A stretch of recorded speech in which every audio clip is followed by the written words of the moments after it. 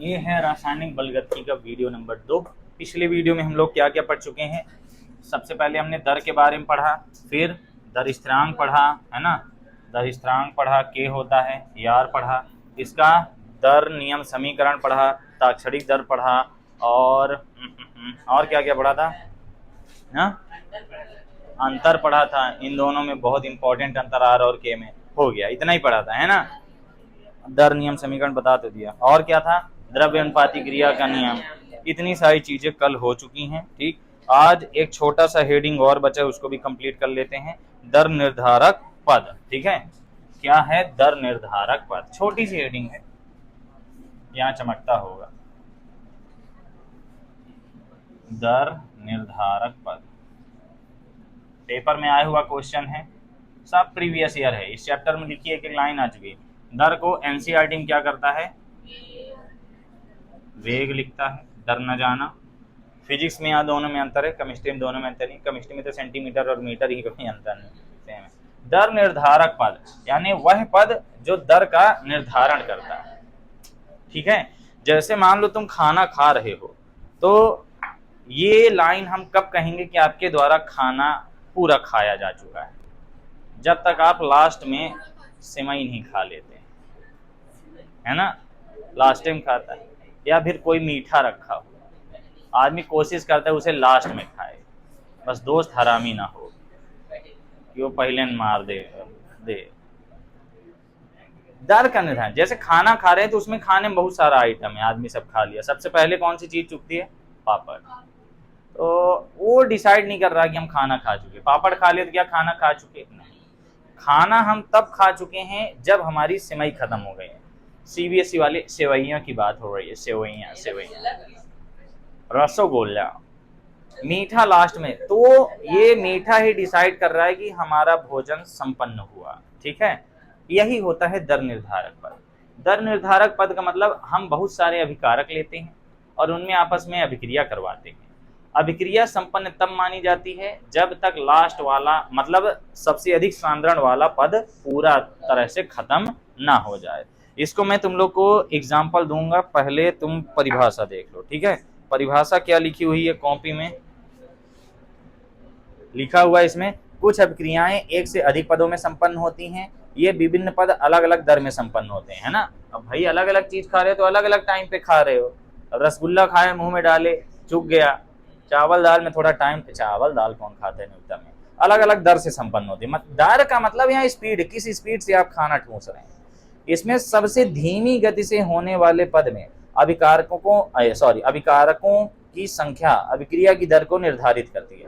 मतलब कौन सा पद जो सबसे धीमी गति से हो रहा है, सबसे धीमी गति से होने वाला पद अभिक्रिया की दर को निर्धारित करता है, तथा इसका ये मोलर सांद्रण अभिक्रिया की दर को निर्धारित करती है। भाई जितना ज्यादा सांद्रण होगा अभिक्रिया की दर उतनी ही ज्यादा। किसी रासायनिक अभिक्रिया में संपन्न होने वाला वह पद जो सबसे धीमी गति से होता है तथा अभिक्रिया की दर का निर्धारण करता है, दर निर्धारक पद कहलाता है। दर को निर्धारित करने वाला पद। यहाँ इंपॉर्टेंट बात एक ही कीवर्ड वाली थी, कौन सी, जो सबसे धीमी गति से होता है ना, सबसे धीमा पद मैं कह सकता हूं, सबसे धीमा पद। ठीक, जैसे पांत में बैठ गए हैं, अब पांत में बैठ गए, एक आदमी धीरे खाना खाता है, मैं बहुत धीरे खाता हूँ सही, तो बाकी सब खा के उठ गए, अब ताके हैं कि यूं उठाएं तब फिर हाथ धोवे चली मनई, नहीं तब बुरा माने। अगर कोई छोटा बच्चा है तब तो उसको इग्नोर मार के सब उठ देते हैं।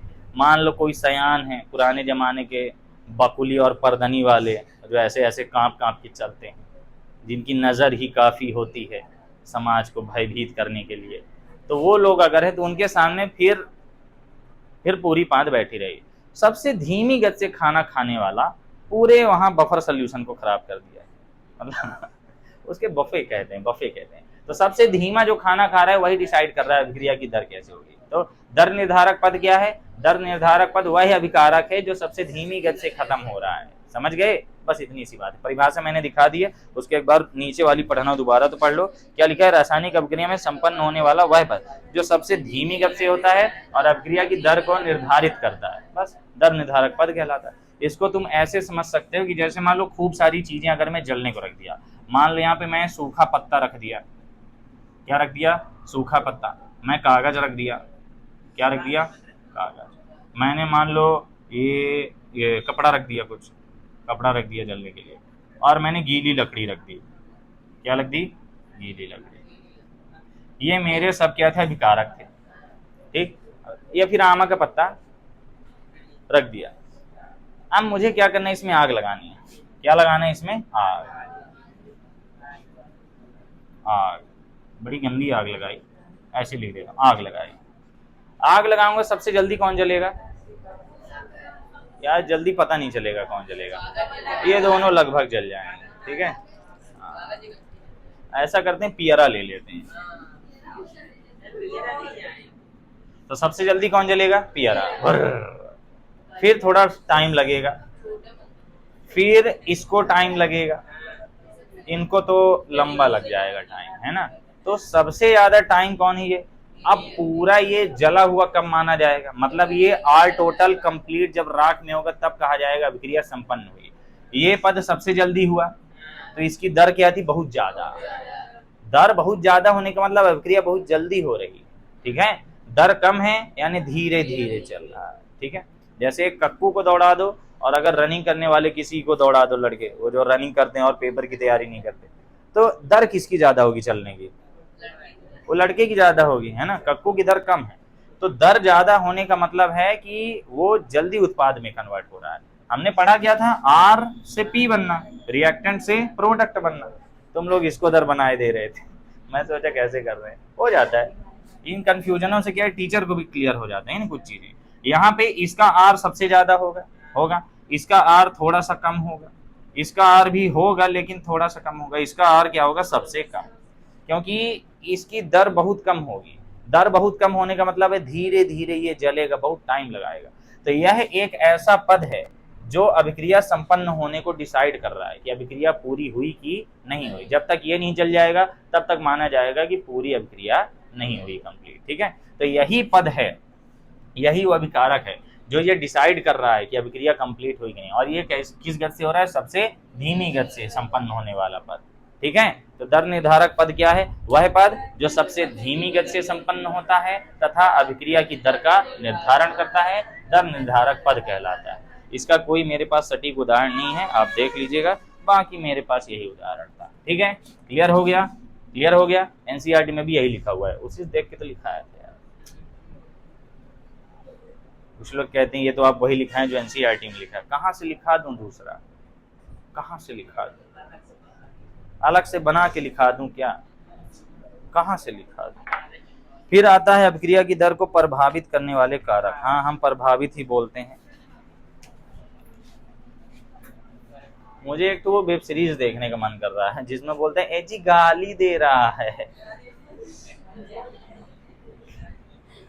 देखे हो, मेरे को मन कर रहा है देखने का, बाद में देखूंगा। यहाँ अरे आगे की लाइन मत बोले यार। ये बहुत इंपॉर्टेंट चीजें चल रही हैं इस चैप्टर में। मैं कह सकता हूँ कि ये चैप्टर बाकी चैप्टर के कंपैरिजन में सरल है। थोड़ी मेहनत करेंगे अच्छा नंबर आ जाएगा। बात यह है कि 2 नंबर का तो आता है। रासायन अभिक्रिया की दर को प्रभावित करने वाले कारक, दर को प्रभावित करने वाले कारक कौन कौन से कारक प्रभावित करते हैं, मुझे लाइन से बता दो। पहला क्या है, सांद्रण, दूसरा ताप, तीसरा दाब, चौथा उत्प्रेरक, विकिरण, एक तो तुम लोग छोड़ दिए कोई, 7 थे भाई। अच्छा तुम लोग केक लिखाया ही या नहीं हो, फिर पहले 7 थे, लिखाया ही या नहीं हो, फिर वही तो सोच रहा हूँ 7 थे। क्या है, अभिकारक की प्रकृति।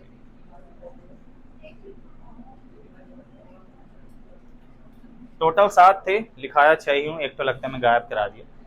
सबके समानुपाती होता है, इसके उल्टा होता है। सांद्रण बढ़ाएंगे अभिक्रिया की दर बढ़ जाएगी, ताप बढ़ाएंगे अभिक्रिया की दर बढ़ जाएगी, दाब बढ़ाएंगे अभिक्रिया की दर बढ़ जाएगी, उत्प्रेरक उपस्थित होगा अभिक्रिया की दर बढ़ जाएगी। रिएक्टेंट से क्या बन रहा है, प्रोडक्ट। अभिकारक से क्या बन रहा है, उत्पाद बन रहा है। इसमें अगर कोई उत्प्रेरक है तो अभिक्रिया की दर बढ़ जाएगी। क्लियर हो गया। विकिरण की उपस्थिति से अभिक्रिया की दर बढ़ जाती है। विकिरण को HB लिख देता हूँ, ठीक है ना, वो वही है।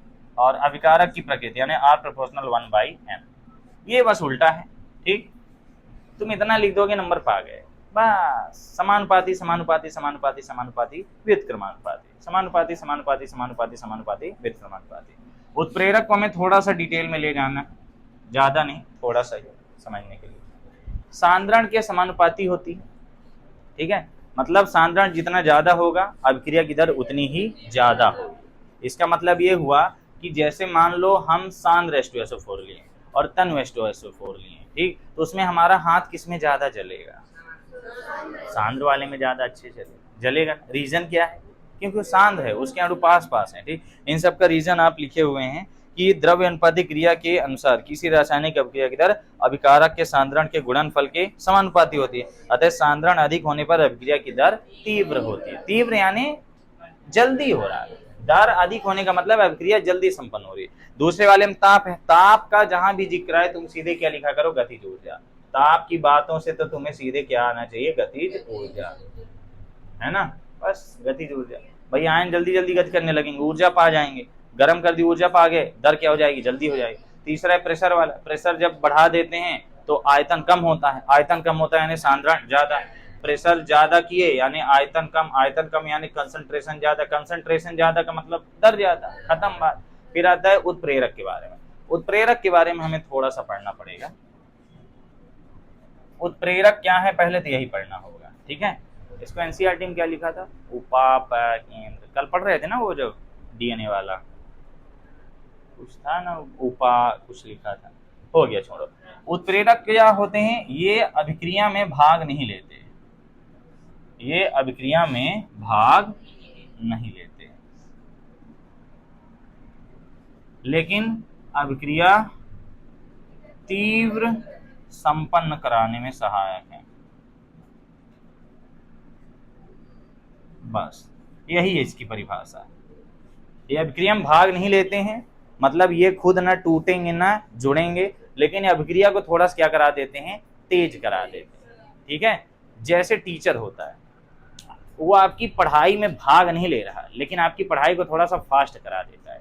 अब जैसे मान लो तुम्हें एसएससी की तैयारी करनी है, मान लो पीएससी की तैयारी करनी है, अभी तुम्हें कुछ आइडिया ही नहीं कि पीएससी क्या है, कहाँ है, क्या होता है, कुछ नहीं है। तुम नाम सुनो कि पीएससी से कलेक्टर बनते हैं, है ना, इतना जानते हो। तो अब तुम्हें उसकी पूरी जानकारी जानने के लिए क्या चाहिए? एक टीचर चाहिए, या फिर तुम किताबों से ढूंढो, किताब पढ़ो, किताबें खरीदो, उसको सर्च करो। तो बोलते नहीं हम यूट्यूब से देख लेंगे। यूट्यूब में क्या भगवान आके बता रहे हैं? टीचर ही बता रहा है ना। तो पता कहाँ से करोगे ये सारी जानकारी? टीचर से, वो सब बता डालेगा। तो टीचर क्या है? तुम्हारे काम को थोड़ा सा आसान कर देता है, जल्दी से बता देता है, वही चीज। यही कोर्स तुम खुद पढ़ने बैठोगे मतलब बिना किसी टीचर की मदद के, यूट्यूब में भी टीचर या फिर ऑफलाइन टीचर, यही चीज तुम खुद पढ़ने बैठते अगर पहली बार, तो तुमको थोड़ा सा क्या लगता? समय लगता। बुक में खुद पढ़ पढ़ समझते, बुक में खुद पढ़ पढ़ सोचते कि ये कैसे हो गया। चलो कॉन्सेप्ट वाले चैप्टर तो ठीक है, जिनमें व्यंजक है उनमें बहुत दिक्कत आती है। अगर खुद से पढ़ने बैठो तो व्यंजक उतना जल्दी समझ में नहीं आते, क्योंकि मेरी तरह हर बुक में थोड़ी दिया सिंपल सिंपल व्यंजक है, तो मैं यहाँ डिटेल में लिखने हूँ पूरा। तो उत्प्रेरक कर क्या रहा है? काम को थोड़ा सा जल्दी पूरा करा रहा है, ये जो काम है जल्दी से कंप्लीट हो जाए, बस यही है, ठीक है। जैसे हम आग जला रहे हैं, ठीक है, नॉर्मल लकड़ी रख के जला लें थोड़ा टाइम लग रहा है, हम मिट्टी का तेल डाल दिए मस्त जल गया, लेकिन मिट्टी का तेल अभिक्रिया में इन्वॉल्व हो जाता है। हमें ऐसे उत्प्रेरक चाहिए होते हैं जो अभिक्रिया में भाग नहीं लेते। ये भी एक प्रकार का उत्प्रेरक ही है। विकिरण का प्रभाव, क्लोरीन वाला एग्जाम्पल है ना, हमने वो भी पढ़ा था। कौन सा पढ़ा था हमने? क्लोरोफॉर्म को मिट्टी के तेल में क्यों रखा जाता है? नहीं, वो तो सोडियम था।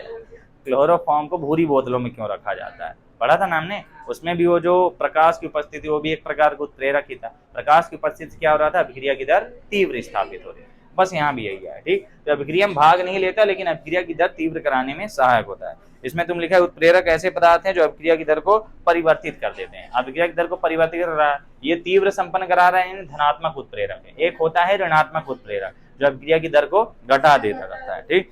नीचे लिखा है अभिकारकों, ये यहाँ क्यों लिखे हो? ये यहाँ क्यों लिखे हो?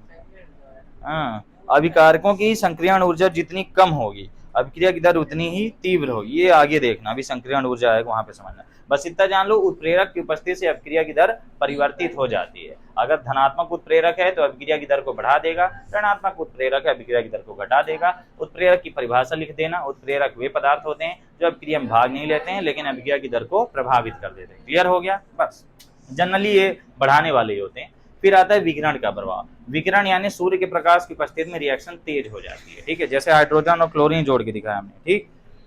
इसका एग्जांपल क्या है, जैसे मान लो हाइड्रोजन और क्लोरीन है, अगर ये नॉर्मल रिएक्शन करेंगे तो इनको थोड़ा सा समय लगेगा, ठीक है। और अगर H2+Cl2 है, ये HV पता है क्या है, ये आइंस्टीन वगैरह का जब पढ़े थे तब आया था, है ना। E=H/ν, प्लांक कांस्टेंट वगैरह जब पढ़े थे वहां पे था। फोटोन की ऊर्जा वही है, ये फोटोन की ऊर्जा यहाँ लिखा है। तो ये 2HCl ये क्या हो जाता है, थोड़ा सा तीव्र हो जाता है, और ये क्या होता है, थोड़ा सा मंद होता है ना। विकिरण की उपस्थिति में अभिक्रिया जल्दी से होगी।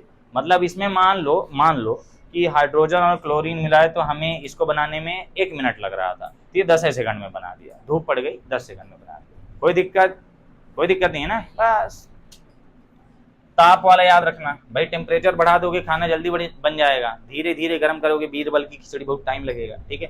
प्रेशर बढ़ा दिए कंसंट्रेशन बढ़ गया, कंसंट्रेशन रहेगा ज्यादा तो वो रहेगा ही। क्यों? यहाँ पे रीजन क्या था इसका, द्रव्य अनुपातिक क्रिया का नाम, द्रव्य अनुपातिक क्रिया का नियम, ठीक है। वो हमने पढ़ा था, R प्रोपोर्शनल क्या होता है, A की पावर A और B की पावर B, ऐसा पढ़ा था ना। प्रोपोर्शनल हटाते हैं तो दर इस तरह का आता है। दर को प्रभावित करने वाले कारक हो गए, जो जानते हो सब लिख देना। सांद्रण समानुपाती, ताप समानुपाती, दाब समानुपाती, उत्प्रेरक समानुपाती, विकिरण समानुपाती, अभिकारक की प्रकृति के व्युत्क्रमानुपाती। आयन ज्यादा हो जाएंगे तो दर क्या हो जाएगी, कम। देखो अगर थोड़ी सी लकड़ी लोगे जलाओगे जल्दी जल जाएगी, तब क्रिया की दर क्या थी, जल्दी थी। बहुत सारी लकड़ी ले लोगे जलाओगे बहुत टाइम में जलेगी, खत्म होगा। बहुत सारा अभिकारक ले लिए तो बहुत सारा क्या हो जाएगा, उत्पाद बनेगा, तो उसमें समय भी बहुत सारा लगेगा। थोड़ा सा लिए जल्दी, थोड़ा सा पियरा रखे जलाए, काम खत्म।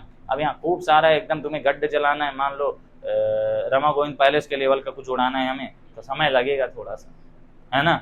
तो यहाँ पे यही बताया गया कि अणुओं की संख्या जितनी ज्यादा होगी अभिक्रिया की दर उतनी ही कम होगी। थ्योरी देख लीजिए, उसमें कहाँ है भाई, अभिकारक में टूटने वाले बंधों की संख्या जितनी अधिक होगी अभिक्रिया उतनी धीमी होगी। बस अभिकारक में जितने ज्यादा बंध टूटेंगे उतने ज्यादा टाइम लगेगा, उतने ऊर्जा उसमें खर्च होगी। तो टाइम ज्यादा है यानी दर कम, टाइम ज्यादा है यानी दर कम, नॉर्मल सी बात। तो अभिक्रिया की दर को प्रभावित करने वाले कारक क्लियर है। उत्प्रेरक के बारे में अलग से भी क्वेश्चन आ सकता है, ठीक है। मान लो अगर पेपर में आता है उत्प्रेरक से अभिक्रिया की दर घट जाती है, तो इसको सत्य लिखोगे कि असत्य लिखोगे, सही। कहीं नहीं घटती, ऋणात्मक उत्प्रेरक है, सत्य है। हाँ? तो भाई वो एक पक्ष रख रहा है ना, क्या ऐसा नॉट पॉसिबल है, हो सकता है कि नहीं हो सकता। हम लोग मानेंगे ऐसे ही वही मैं भी क्या कहने वाला था, यही फिर आधा करता है। फिर तो अगर बोल दे कि धारा का प्रवाह क्या है तो हम लिखते हैं धनायनों का प्रभाव है, प्रभाव नहीं प्रवाह है। इसके बाद आता है आणविकता, बहुत सरल टॉपिक, और इसे आगे अंतर में यूज किया जाएगा। क्या है अगली हेडिंग, अभिक्रिया की आणविकता या अणुसंख्यता। अभिक्रिया की आणविकता या अणुसंख्यता।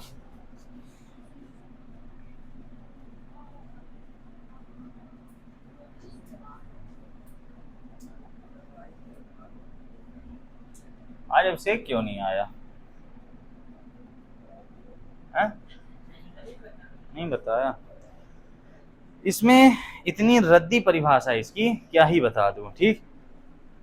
परिभाषा पढ़े कि याद हो गई, नाम में ही परिभाषा लिखी हुई है। इसका नाम क्या है, अणु संख्यता, यानी अणुओं की संख्या। अब हम जाहिर सी बात है अभिक्रिया की दर में केवल किसकी बात करते हैं, अभिकारक, उत्पाद से अपने को ज्यादा मतलब नहीं रहता है। तो इसमें अभिकारक के अणुओं की संख्या ही उस अभिक्रिया की अणु संख्यता या आणविकता कहलाती। खत्म हो गया, खत्म। उदाहरण तो ऐसे गजब के हैं, क्या कहते हैं, ठीक है। रासायनिक अभिक्रिया के प्रारंभिक पद में भाग लेने वाले अभिकारक के अणुओं की संख्या, परिभाषा सबको दिख ही रही है। तो ये है क्या, अभिकारक के अणुओं की संख्या, अभिकारक के अणु अणुओं की संख्या। ठीक है, बस यही अभिक्रिया की आणविकता कहलाती है। आणविकता या फिर अणुसंख्यता कह दो। ये कई प्रकार की होती है। सबसे पहले कौन सी है? एक आणुक अभिक्रिया, है ना, एक आणुक। एक आणुक अभिक्रिया आणविकता ऐसे कुछ लिखा होगा ना तुमने, अच्छा अभिक्रिया ही लिखा है, बस पूरी परिभाषा लिख दोगे जिसमें अभिकारक के अणुओं की संख्या एक हो। एक का एग्जाम्पल, बिना एग्जाम्पल के क्या ही लिखोगे, जैसे PCl5 है, PCl5 क्या होगा और Cl2 बनाएगा, मान लो। और कोई एग्जाम्पल दो, H2O, अरे H2O थोड़ी तोड़ेंगे, O3 ओजोन है, H2O2 वाला है, O3 ओजोन का है, ये कितना बना देगा O2 प्लस O, है ना, हाफ O बोलना चाहिए, ये ओजोन होता है, पता है ना, ओजोन की स्पेलिंग यही होती है, यही होती होगी, और क्या होगी पता नहीं, कभी इंग्लिश में लिखा ही नहीं, हिंदी मीडियम से था ना। ये पहला वाला हो गया। दूसरे वाले में क्या बोल देंगे? द्विआणुक, है ना, द्विआणुक अभिक्रिया। द्विआणुक अभिक्रिया की सिंपल सी परिभाषा है, ऐसी अभिक्रिया जिसके प्रारंभिक पद में अभिकारक के अणुओं की संख्या 2 होती है। इसका एग्जाम्पल क्या हो जाएगा, जैसे हम लोग अभी लिए थे H2 प्लस Cl2, क्या बना देगा 2HCl। देखो एक यहाँ 2 हो गए, यहाँ पे तो एक ही था, एक और कौन सा था H2 प्लस I2 आयोडीन, हाँ ये तो वेरी इंपॉर्टेंट, 2HI, ये भी हो गए, दो ये एग्जाम्पल याद। तीसरा बहु है कि त्रि है, तो बहु कौन सा है? 3 से ज्यादा वाले बहु नहीं है, बहु नहीं है तभी तो दुख है। यहाँ पर आ जाएगा त्रिआणुक अभिक्रिया।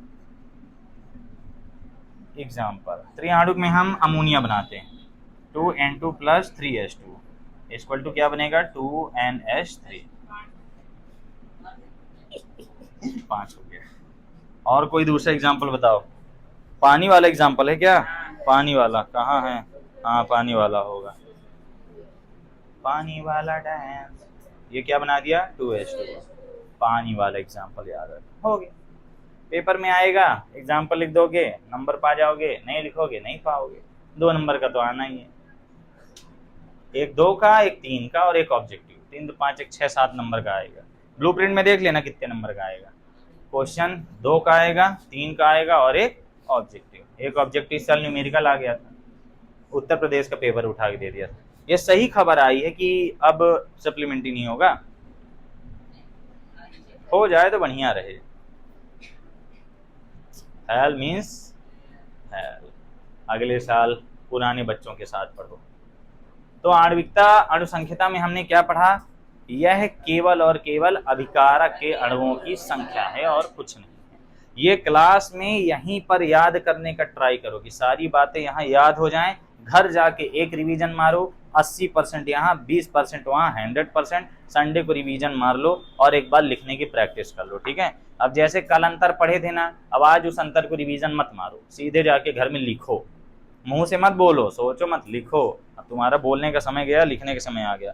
अब आती है सबसे इंपॉर्टेंट, सबसे तगड़ी हेडिंग, जिसे कहते हैं अभिक्रिया की कोटि, सबसे इंपॉर्टेंट हेडिंग। फिर इन दोनों में अंतर आ जाएगा, जल्दी से खत्म करने अभिक्रिया की कोटि को। सबसे इंपॉर्टेंट हेडिंग, इस चैप्टर में सब इंपॉर्टेंट है, क्योंकि मैं सिर्फ इंपॉर्टेंट पढ़ाया ही, बाकी कुछ पढ़ाया ही नहीं। सबसे इंपॉर्टेंट हेडिंग, अभिक्रिया की कोटि।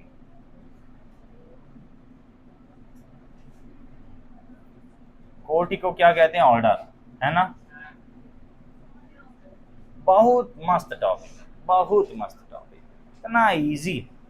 आणविकता और इसमें लगभग कुछ चीजें सेम होती हैं। उसमें भी अणुओं की संख्या थी, इसमें भी अणुओं की संख्या है, बस इसमें शर्त यह है कि ये शून्य वाली भी एक तो आ जाती है और उसमें शून्य नहीं आती, बस इतना सा डिफरेंस आ जाता है।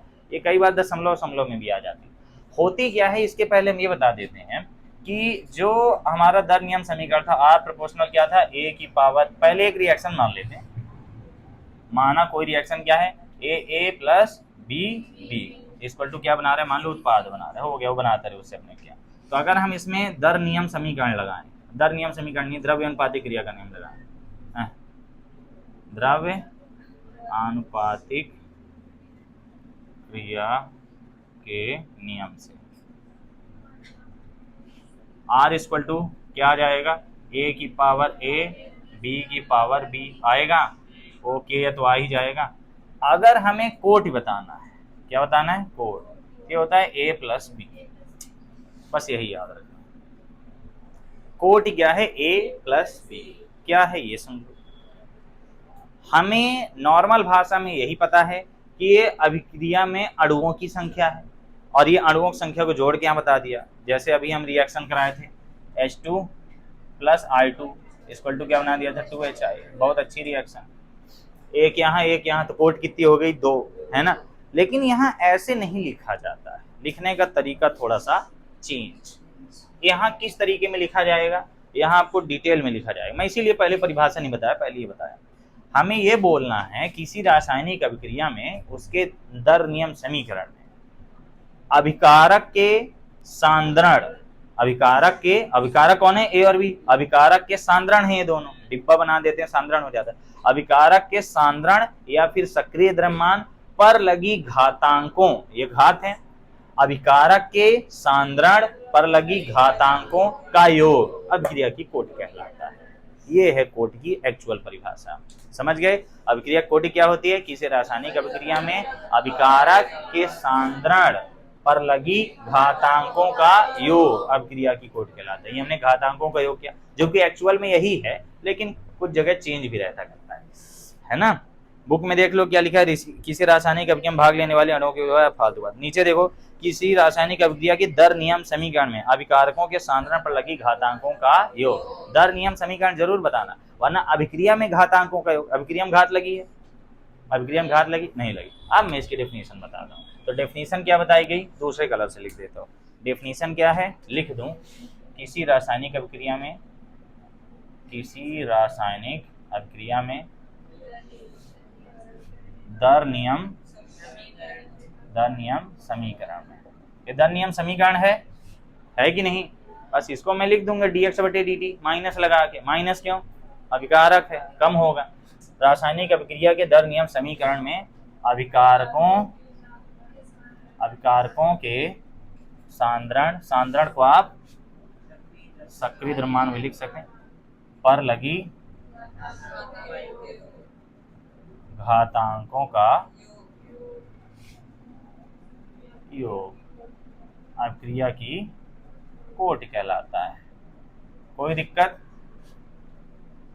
दिक्कत, इसलिए ये पहले किया, बस ये परिभाषा लिख के नीचे ये टिप देना। मस्त है, सब समझ गए, है ना। द्रव्योत्पादक क्रिया का नियम लिख देगा तो दर नियम समीकरण लिख दो, दोनों बातें वही। तो कोटि क्या गई, A प्लस बी, है ना। आणविकता भी यही थी, लगभग है, थोड़ा सा अंतर आता है, ये जीरो भी हो सकती है जीरो होती है तब जब इसमें क्या लगा दिया जाए, उत्प्रेरक लगा दिया जाए। क्लियर हो गई। तो है क्या यहाँ मेन, ये तो हमारी ऐसी नॉलेज वाली चीज, अभिकारक है, उसका सांद्रण है, और सांद्रण पर लगी घातांक का योग है, ये आपको ध्यान में रखना है। यही अभिक्रिया की कोटि कहलाती है कि किस ऑर्डर की अभिक्रिया है। 4 होती हैं टोटल, 4 होती हैं। कौन कौन सी है, प्रथम कोटि, द्वितीय कोटि, तृतीय कोटि और चौथी है शून्य कोटि।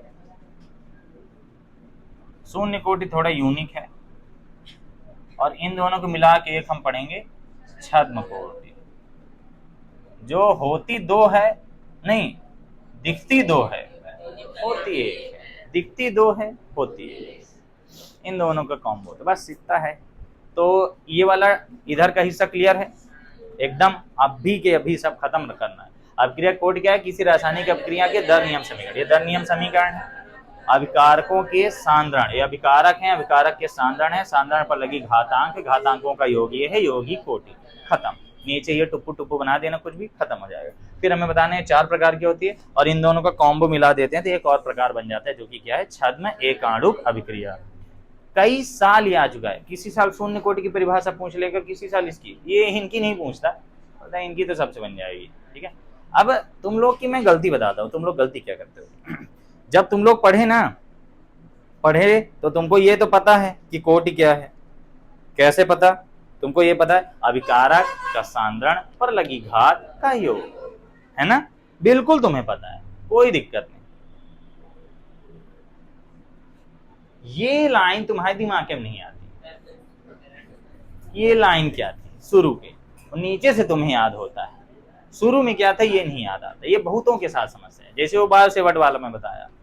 अब आणविकता वाला चलो तुम्हें क्लियर है कि अभिकारक अणुओं की संख्या, शुरू में क्या था वो तुम्हें कहानी में रखना होता है, ठीक है। जैसे अब बता देता करता हूं कि बल ही विद्युत क्षेत्र की तीव्रता है, लेकिन वो शुरू में लिखोगे क्या, आवेश कहाँ है, क्या फलाना ठिकाना, ऐसे इसमें फोकस किया करो। अब तुम्हें प्रथम कोटि, अब जैसे वो वाली लिखाया तुम्हें एक आणुक वाली है ना, एक आणुक अभिक्रिया नहीं थी अभी, एक आणविकता वाली, तो उसको तो तुम जान गए अभिकारक की संख्या 1 है।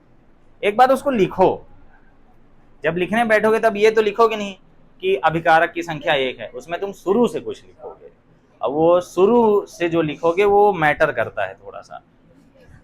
ऐसे ही प्रथम कोटि की भी अभिक्रिया क्या है, प्रथम कोटि की अभिक्रिया। अच्छा, दर नियम समीकरण याद है ना सबको, हम इसको क्या बोल देंगे, आर इक्वल टू के, ए की पावर ए आ जाएगा, बी की पावर बी आ जाएगा, इसको हम क्या बोल देंगे, D X upon D T. चाहो तो यहाँ ब्रैकेट लगा सकते हो, ठीक है। हम पूरे तत्वों को एक्स मान लेते हैं, इक्वल टू के, समझ गए ना।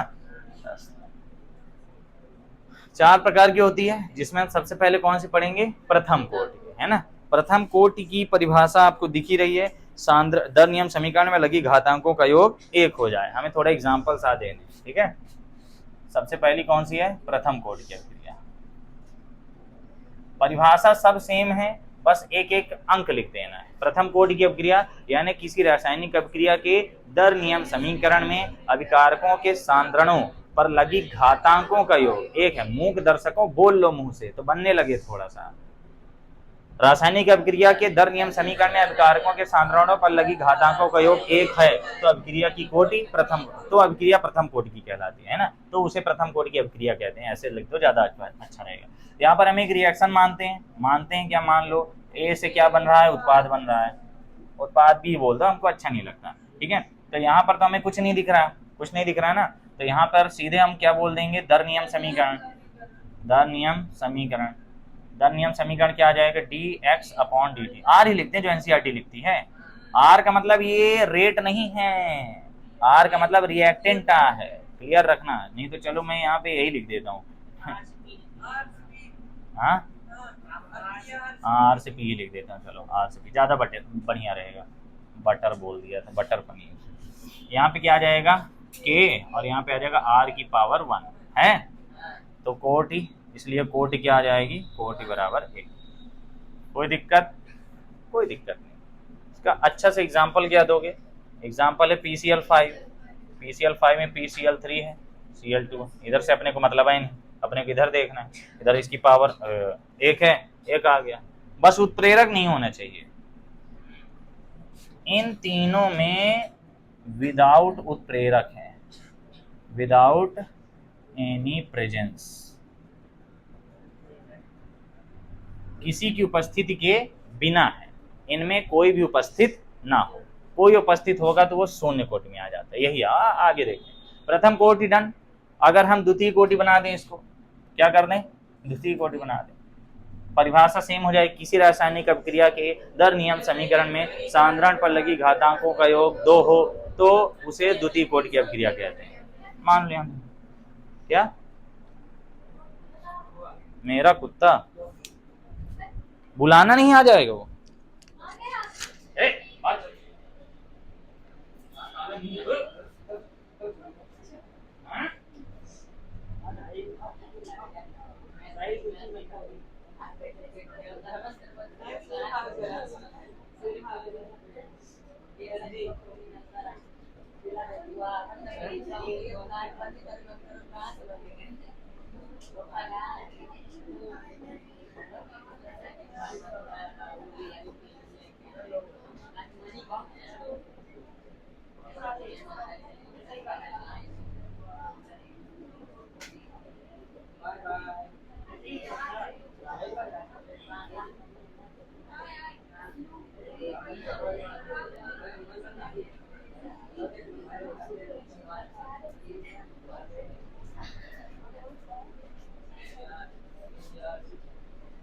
बहुत देर से लो बैटरी का सिग्नल और फोन भी आ रहा है।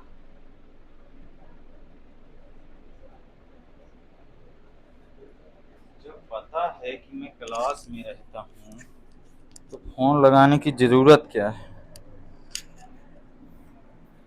तुम लोग के घर से आए फोन तो दिक्कत नहीं, मेरे घर वाले फोन लगाते। फिर से तो नहीं आ रहा। बहुत देर से लो बैटरी जो रहा होगा।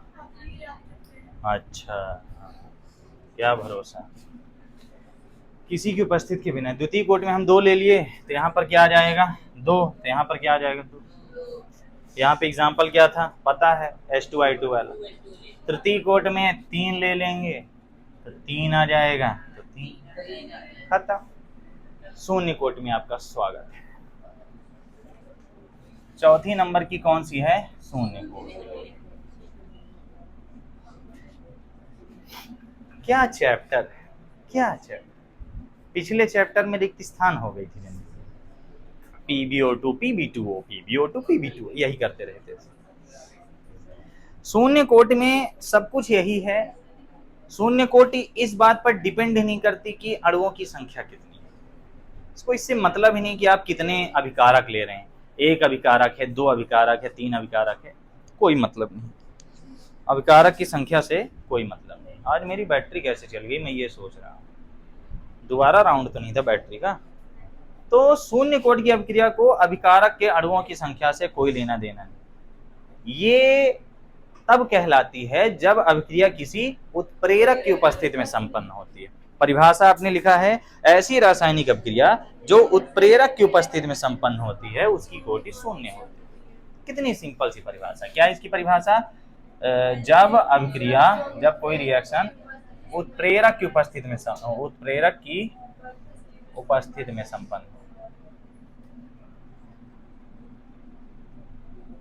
बस इतनी सी बात याद रखें, है ना। एक एग्जांपल क्या है इसका, हम अभी एक पढ़े थे उत्प्रेरक विकरण वाला, Hb था, और यहाँ पे क्या बना दिया 2HCl। इसकी कोटि क्या आएगी, कोई दिक्कत, कई साल आया ये क्वेश्चन। अरे पता नहीं है वो कह याद ही है, 0 कोटि सब। अब आप लोग जब कॉलेज में जाएंगे डिटेल में पढ़ेंगे तो पता चलेगा।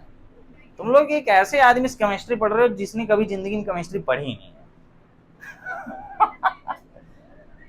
सही में नहीं पढ़ी। फिजिक्स पढ़ा था तो वो पढ़ा नहीं था, लिखा था। जैसे फिजिक्स आदमी पढ़ता है तो लिखता है। केमिस्ट्री कभी कोचिंग ही नहीं किया।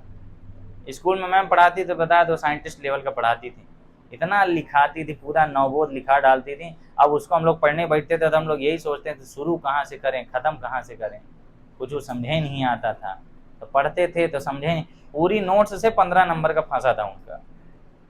वो जितना पढ़ाई थी पता नहीं क्या पढ़ा रही थी, वो 1960 की किताब लेके पढ़ा रही थी, जो कोर्स हम लोग का था ही नहीं। अब हम लोग का NCERT था, बहुलक उहुलक पढ़ रहे थे हम लोग, पता नहीं क्या। उससे ऑब्जेक्टिव आ रहा था, उससे 6 नंबर का इंपॉर्टेंट क्वेश्चन टिक करा रहे थे। अब क्या कहें, तुम लोग को पढ़ा रहा हूँ, मैं सोच रहा हूँ समझ में आता होगा शायद मेरा पढ़ाया, आता नहीं है जनरली। शून्य कोटि की अभिक्रिया का मतलब क्या हुआ कि ऐसी अभिक्रिया जो अभिकारक के अणुओं की संख्या पर निर्भर नहीं करती है। यह जब कोई अभिक्रिया उत्प्रेरक की उपस्थिति में संपन्न होती है तो उसकी कोटि शून्य मानी जाती है। ठीक है, क्लियर हो गया, खत्म हो गया, सरल था, 2 नंबर का आता है। अब आता है छद्म कोटि की अभिक्रिया। ठीक है, इसको पढ़ना है। छद्म कोटि, छद्म का मतलब होता है स्यूडो। आपको डाउट हो जाए, हाँ डाउट कैसे हो गया, बोले दिखात त मोट है, खाद 2 ईंटे है, ऐसा वाला डाउट है। ठीक है, एक तो अपने खजुहा में एक ब्राह्मण फेमस है, वो हैं बहुत पतले से, लेकिन हम खाने बैठ जाएंगे तो 27 तो पूरी खाएंगे। कुछ लोग होते हैं, तो ये छद्म है, मतलब दिख कुछ रहे हैं, उनका इनपुट आउटपुट बड़ा गड़बड़ है। तो बस यही वाली अभिक्रिया हमें पढ़ना है। कौन सी अभिक्रिया, शून्य कोटि की अभिक्रिया। ठीक है, सॉरी छद्म एकाणुक अभिक्रिया जो होती 2 कोटि की है, होती प्रथम कोटि की है और दिखती द्वितीय कोटि की है। लिखे हो, हाँ। तो सबसे इंपॉर्टेंट ये भी है, सब इंपॉर्टेंट है जितना पढ़ाया हूं। दरबार मत कीजिए, आप लोग को शायद पता नहीं है, लेकिन सुबह से हमारा दिमाग जो है वो 7वें आसमान में है।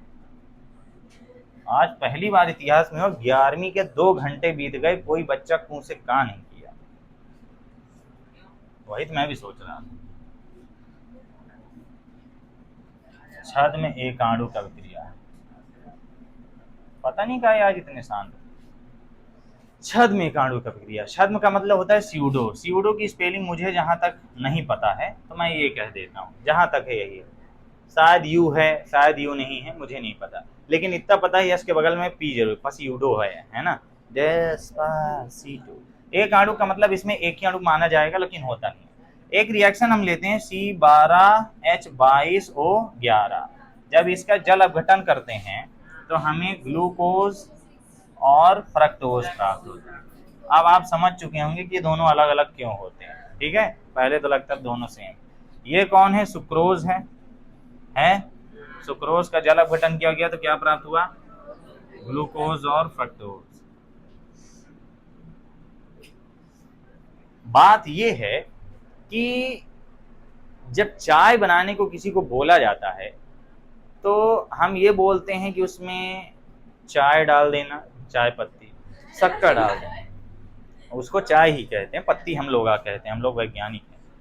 चाय पत्ती डाल देना, उसमें थोड़ी सी चीनी डाल देना, अदरक डाल देना, और क्या, अदरक नहीं अब मिक्स हो जाएगा, दूध डाल देना और उसको बढ़िया गर्म कर देना, पानी भी डाल देना। लेकिन हम उसे ये नहीं बोलते हैं कि गंजा लेना है, पहले वो खुद जानता है।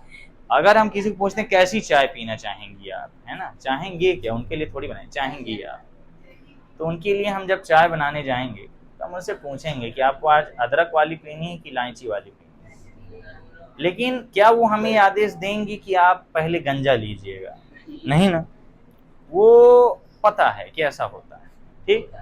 तो जैसे चाय में वो चीज फिक्स है कि वो रहेगी ही रहेगी, चाय में पानी डालेंगे ही डालेंगे, निश्चित है, तो यहाँ भी निश्चित है कि पानी डालेंगे ही डालेंगे, पानी को अलग से बताने की जरूरत नहीं है, ठीक है ना, क्लियर हो गया ना। अच्छा, तुम लोग भी दिवाली में सफेद कपड़ा पहन के होली खेलते हो?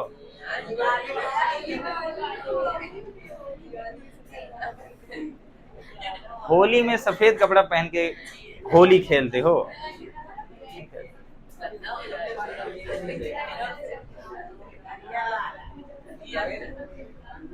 इसमें इतने रंग लगे हैं, आज तक कुछ दिखा? बाल कटाने जाता हूँ यही टी शर्ट, कोचिंग में सामने पढ़ा रहा हूँ यही टी शर्ट, होली खेल लो, दिवाली खेल लो, सब खेल लो, मल्टीपर्पज टी शर्ट। गलती से इसे खरीद लिया था, फट नहीं रही है कि कखरू भर फाट जाए तो नई ले लो, फट ही नहीं रही। कबड्डी भी खेल चुका हूँ, रबड़ है, फैल जाता है इतना, छोड़ दो फिर वापिस आ गए, वो मेरे को ही न फायदा है। बात यह है दया कि यहाँ पानी का जिक्र करने की जरूरत नहीं है। उसी प्रकार इसको क्या कहा जाता है, छद्म एक अणु का क्रिया। देखो इसमें अणु हम देखें, अगर हमें आणविकता कितनी दिख रही है इसकी, आणविकता कितनी, आणविकता का मतलब होता करता है अभिकारकों की संख्या, मतलब विकारकों के अणुओं की संख्या, 1 है 2 है, कितने हैं 2, सर यहाँ तो 12 22 11 है। लेकिन अगर हम कोटि लगाएं, क्या लगाएं, कोट, 1 है, क्योंकि पानी को यहां माना ही नहीं जाता, क्योंकि ये एक ही रहता है, ठीक है, एकांक होता है। C12H22O11 यानी सुक्रोज पानी का एक ही अणु लेगा, ठीक। अगर हम 10 ठो क्या डाल दिए सुक्रोज और 1 लीटर पानी डाल दें तो उसमें तो बहुत सारे कण होंगे पानी के, लेकिन 10 ठो अगर सुक्रोज के कण हैं तो 10 ठो पानी ही लेंगे, उनकी वैल्यू फिक्स है। तो ये चीज क्या है, फिक्स है, तो इसमें कोई ज्यादा परिवर्तन नहीं होता, तो इसको कंसाइडर ही नहीं किया जाता, हटा दिया जाता है। तो छद्म एक अणु की अभिक्रिया क्या होती है कि जिसकी आणविकता 2 हो किंतु कोटि 1 होती है, यही अभिक्रिया क्या कहलाती है, छद्म एक अणु की अभिक्रिया कहलाती है। आपने बुक में साफ साफ लिखा है।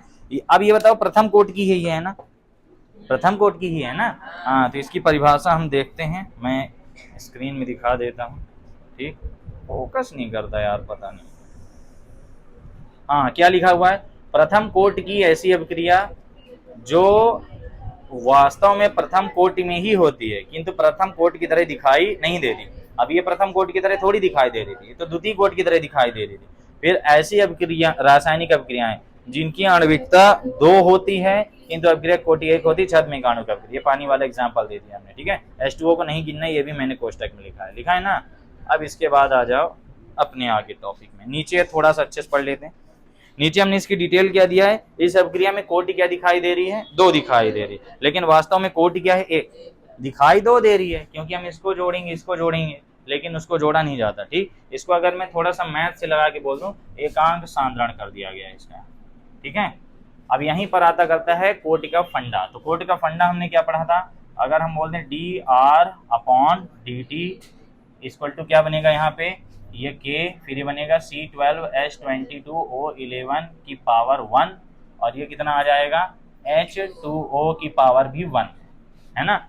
लेकिन यहाँ सांद्रण क्या माना गया, इसका एकांक माना गया। तो अगर सांद्रण एकांक हो गया तो ये के आ गया, ये C12H22O11 की पावर 1, और ये तो पूरा 1 हो गया। H2O का सांद्रण क्या कर दिया हमने, 1 मान लिया, तो इसलिए पूरा का पूरा क्या हो गया, गायब हो गया। तो केवल और केवल हमें क्या दिख रहा है, ये है ना, चूंकि यहाँ रीजन हमने क्या लिख दिया, रीजन क्या लिख दिया हमने, ये जो H2O है इसका सांद्रण क्या मान लिया, 1 मोल प्रति लीटर, बस। कोई दिक्कत, कोई दिक्कत नहीं, इसका सांद्रण 1 हो गया। अब कोटि क्यों आ रही है ऐसे, क्योंकि कोटि जो होती है वो आणविकता की तरह नहीं, आणविकता ये बोलती है कि कितने अणु भाग ले रहे हैं अभिक्रिया में, तो अणु तो 2 ही हैं, एक इसका है और एक इसका। लेकिन कोटि क्या बोलती है, उसको अणु से मतलब नहीं रहता है, वो अभिकारक के सांद्रण पर लगी घात, अभिकारक के सांद्रण पर लगी घात। अब हम सांद्रण को अगर एकांक मान लेंगे तो 1 की घात 1 आ जाएगा, 1 की घात 1 हो तो चूक गया।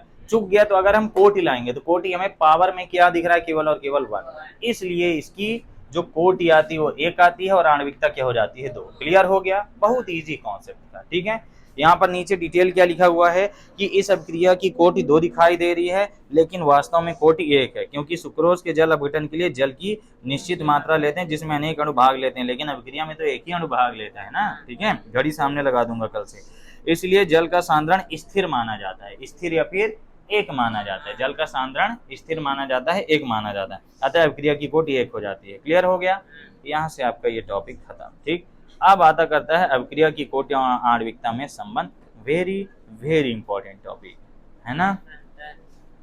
मैं क्या बोला, संबंध बोल दिया।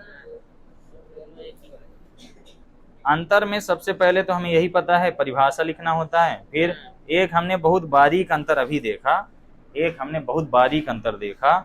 क्या देखा कि अणु कभी भी शून्य हो ही नहीं सकते अभिक्रिया में, है ना, लेकिन कोटि जरूर शून्य हो सकती है ना, कोटि जरूर शून्य हो सकती है। और कोटि शून्य कब मानी जाती है, जब अभिक्रिया उत्प्रेरक की उपस्थिति में संपन्न होती है। बहुत इंपॉर्टेंट क्वेश्चन आप करने वाले हैं, कल भी हम लास्ट में एक अंतर पढ़े थे, आज भी हम लास्ट में एक अंतर पढ़ रहे हैं। ठीक, कल से आप इस चैप्टर में थोड़ा लेवल में आ जाएंगे, आज हम लोग का जो है वो बेसिक सी चीज थी। तो हम एक अंतर पढ़ने वाले हैं, क्या है, में अभिक्रिया की, पहले कोटि लिख दूं कि आणविकता, कोटि लिख देता हूं, अभिक्रिया की कोटि, टेढ़ी हो गई ना,